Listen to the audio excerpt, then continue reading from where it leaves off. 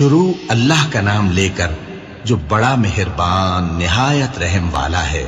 اور اے نبی، ان کو آدم کے 2 بیٹوں حابیل اور قابیل کے حالات جو بالکل سچے ہیں پڑھ کر سنا دو کہ جب ان دونوں نے بارگاہ الہی میں ایک ایک نیاز پیش کی تو ایک کی نیاز تو قبول ہو گئی اور دوسرے کی قبول نہ ہوئی۔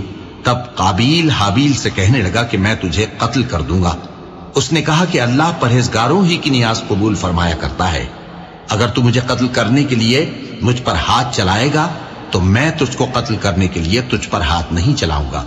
مجھے تو اللہ رب العالمین سے ڈر لگتا ہے، میں چاہتا ہوں کہ تو میرے گناہ کو بھی سمیٹ لے اور اپنے گناہ کو بھی، پھر تو اہل دوزخ میں سے ہو جائے، اور ظالموں کی یہی سزا ہے۔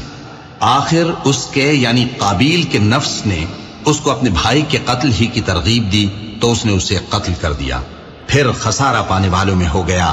اب اللہ نے ایک کوا بھیجا جو زمین کریدنے لگا تاکہ اسے دکھائے کہ اپنے بھائی کی لاش کو کیسے چھپائے۔ کہنے لگا ہائے کمبختی، مجھ سے اتنا بھی نہ ہو سکا کہ اس کوے جیسا ہی ہوتا کہ اپنے بھائی کی لاش چھپا دیتا۔ پھر وہ پشیمان ہو گیا۔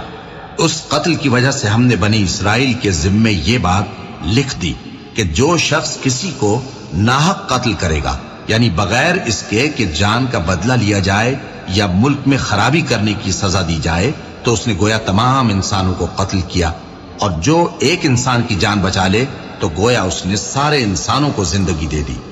اور ان لوگوں کے پاس ہمارے پیغمبر روشن دلیلیں لا چکے، پھر اس کے بعد بھی ان میں بہت سے لوگ ملک میں زیادتیاں کرنے والے ہیں۔